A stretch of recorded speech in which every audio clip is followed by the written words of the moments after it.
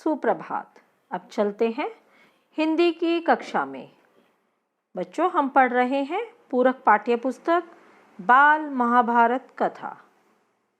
अभी तक हम 19 अध्याय पढ़ चुके हैं और आज हम पढ़ेंगे 20वां अध्याय मायावी सरोवर।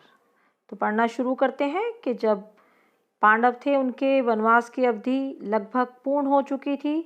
12 वर्ष समाप्त होने में कुछ ही दिन शेष थे, तो वे एक ब्राह्मण की सहायता करने के लिए पांचों भाई जंगल में काफ़ी दूर तक निकल आए।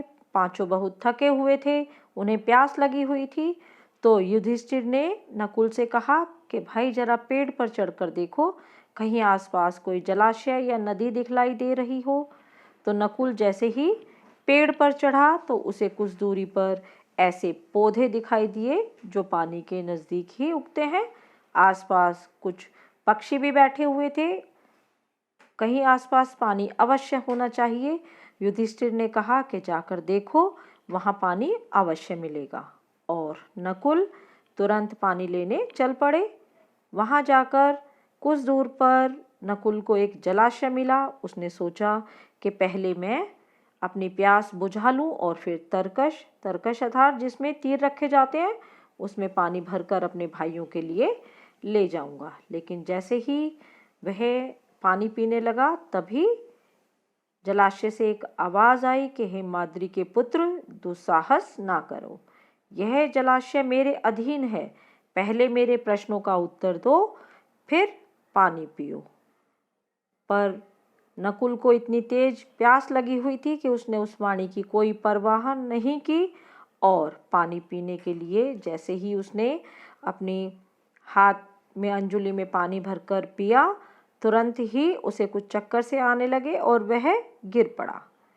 अब इधर युधिष्ठिर को चिंता होने लगी क्योंकि नकुल नहीं लौटा था। उन्होंने सहदेव को भेजा और सहदेव ने वहां जाकर देखा कि नकुल तो जमीन पर पड़ा हुआ है, पर उसे भी प्यास इतनी तेज लगी थी कि वह कुछ ज़्यादा सोच ना सका। उसने सोचा कि पहले पानी पी लेता हूँ। पानी पीते समय उसे भी वही वाणी सुनाई दी जो नकुल को सुनाई दी थी, लेकिन उसने भी उस चेतावनी को अनदेखा करके पानी पी लिया और उसकी दशा भी वही हुई। वह भी नकुल के पास ही गिर पड़ा। अब सहदेव भी बहुत देर तक नहीं लौटा, तो युधिष्ठिर ने घबराकर अर्जुन से कहा कि अर्जुन, कहीं कोई दुर्घटना तो नहीं हो गई। अर्जुन वहां से बड़ी तेजी से चला और तालाब के किनारे उसने अपने दोनों भाइयों को मृत पड़ा हुआ देखा तो वह चौंक उठा, परंतु वह समझ ही नहीं पाया कि उनकी मृत्यु का क्या कारण हुआ। उसने पहले जल पीने की सोची तो जलाशय से वही आवाज़ सुनाई दी कि हे अर्जुन, पहले मेरे प्रश्नों के उत्तर दो, तभी तुम अपनी प्यास बुझा सकते हो। यह तालाब मेरा है। यदि तुमने मेरी बात नहीं मानी तो जो हाल तुम्हारे भाइयों का हुआ है वही होगा। अब अर्जुन यह सुनकर बहुत गुस्से में भर गया और उसने बाण छोड़ने शुरू कर दिए कि जिस दिशा से आवाज़ आ रही थी, परंतु उस ओर निशाना लगाकर तीर चलाता रहा, किंतु उन बाणों का कोई असर ही नहीं हुआ। और जब उसके बाण बेकार हो रहे थे, यह देखकर अर्जुन के जो क्रोध है उसकी सीमा ना रही। उसने सोचा पहले प्यास तो बुझा लूं, फिर लड़ लिया जाए। और यह सोचकर अर्जुन ने जलाशय में उतरकर पानी पी लिया और किनारे आते आते चारों खाने चित्त होकर गिर पड़ा। अब उधर इंतज़ार करते करते युधिष्ठिर बड़े व्याकुल हो गए और भीमसेन से चिंतित स्वर में बोले कि भैया भीमसेन, देखो तो अर्जुन भी नहीं लौटा। जरा तुम ही जाकर तलाश करो कि तीनों भाइयों को क्या हुआ है। और युधिष्ठिर की आज्ञा लेकर भीमसेन तेजी से उसी ओर चल पड़े। वहाँ क्या देखते हैं कि उसके जो तीनों भाई हैं वे मरे से पड़े हैं। सोचा यह किसी यक्ष की करतूत मालूम होती है, जरा पानी पी लूं फिर देखता हूँ। और यह सोचकर भीमसेन तालाब में उतरना ही चाहते थे कि फिर से वही आवाज आई, मुझे रोकने वाला तू कौन है? कहता हुआ भीमसेन बेधड़क तालाब में उतर गया और पानी भी पी लिया। और पानी पीते ही वह भी अपने भाइयों की तरह ही ढेर हो गया। अब जो युधिष्ठिर थे वहाँ अकेले बैठकर घबराने लगे। उन्हें बड़ा आश्चर्य भी हो रहा था कि कोई भी वापस क्यों नहीं लौटा और आखिर उसके भाइयों का क्या हुआ होगा, क्या कारण है कि वे अभी तक नहीं लौटे। जल की खोज में वे जंगल में इधर उधर भटक तो नहीं गए और मैं ही चलकर देखूं कि क्या बात है। अब युधिष्ठिर स्वयं ही अपने भाइयों की तलाश के लिए निकल पड़े। तो बच्चों, यह तो था अध्याय 20। अब चलते हैं अगले अध्याय की ओर। अध्याय 21। इसमें यक्ष, क्या नाम है, यक्ष प्रश्न। यक्ष कुछ प्रश्न पूछना चाह रहा है, लेकिन चारों भाइयों ने उसकी जो चेतावनी थी उसे अनसुना कर दिया था। अब बढ़ते हैं कि आगे क्या होता है।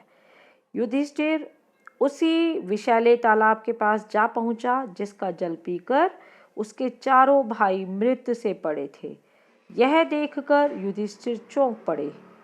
असह्य शोक के कारण उनकी आंखों से आंसू बह चले। कुछ देर यूं ही रोने के बाद जरा ध्यान से भाइयों के शरीरों को देखा और अपने आप से कहने लगे, यह तो कोई माया जाल सा लगता है। आसपास जमीन पर किसी शत्रु के पांव के निशान भी नजर नहीं आते। हो सकता है कि यह भी दुर्योधन का ही कोई षड्यंत्र हो। संभव हो उसी ने पानी में विष मिला दिया हो। सोचते सोचते युधिष्ठिर भी प्यास से प्रेरित होकर तालाब में उतरने लगे और इतने में वही वाणी सुनाई दी। युधिष्ठिर ने ताड़ लिया कि कोई यक्ष बोल रहा है। उन्होंने बात मान ली और बोले, आप प्रश्न कर सकते हैं। और इस प्रकार से यक्ष ने कई प्रश्न किए जिनके उत्तर युधिष्ठिर ने दिए। अब उन्होंने प्रश्न पूछा, मनुष्य का साथ कौन देता है? तो उत्तर दिया, धैर्य ही मनुष्य का साथी होता है। और इसी प्रकार यक्ष ने अन्य कई प्रश्न पूछे और उनका उत्तर युधिष्ठिर ने बारी बारी से बहुत ही धैर्यता के साथ सभी प्रश्नों का उत्तर दे दिया। यहाँ उन्होंने कई सारे प्रश्न उनसे पूछे, ठीक है, और उन सब का उत्तर युधिष्ठिर ने बड़े ही धैर्य के साथ दिया। और उनका जो अंतिम प्रश्न था वह था कि संसार में सबसे बड़े आश्चर्य की बात क्या है? तो युधिष्ठिर ने उत्तर दिया कि हर रोज आंखों के सामने कितने ही प्राणियों को मृत्यु के मुंह में जाते देखकर भी बचे हुए प्राणी जो यह चाहते हैं कि हम अमर रहे। यही महान आश्चर्य की बात है कि सबको पता है एक दिन सबकी मृत्यु होती है, लेकिन फिर भी सभी अमरता को पाना चाहते हैं। युधिष्ठिर के लिए यही महान आश्चर्य की बात है। और इसी प्रकार यक्ष ने उनसे कई अन्य प्रश्न भी किए और युधिष्ठिर ने उन सबके ठीक ठीक उत्तर दिए। अंत में यक्ष बोला, राजन, मैं तुम्हारे मृत भाइयों में से एक को जीवित कर सकता हूँ। तुम जिस किसी को भी चाहो वह जीवित हो जाएगा। युधिष्ठिर ने पल भर के लिए सोचा कि किसे जीवित कराऊं। थोड़ी देर रुककर बोला, मेरा छोटा भाई नकुल जी उठे। युधिष्ठिर के इस प्रकार बोलते ही यक्ष ने सामने प्रकट होकर पूछा, युधिष्ठिर, 10,000 हाथियों के बल वाले भीमसेन को छोड़कर तुमने नकुल को जीवित करवाना क्यों ठीक समझा? युधिष्ठिर ने कहा, यक्षराज, मैंने जो नकुल को जीवित करवाना चाहा वह सिर्फ इसी कारण कि मेरे पिता की 2 पत्नियों में से माता कुंती का बचा हुआ एक पुत्र मैं हूँ। मैं चाहता हूँ कि माता माद्री का भी एक पुत्र जीवित हो उठे जिससे हिसाब बराबर हो जाए। अतः आप कृपया करके नकुल को जीवित कर दें। पक्षपात से रहित मेरे प्यारे पुत्र, तुम्हारे चारों भाई ही जीवित हो उठे। यक्ष ने उन्हें ऐसा वर दिया। उन्होंने युधिष्ठिर के सद्गुणों से मुग्ध होकर उन्हें अपनी छाती से लगा लिया और आशीर्वाद देते हुए कहा कि 12 वर्ष के वनवास की अवधि पूरी होने में अब थोड़े ही दिन बाकी रह गए हैं।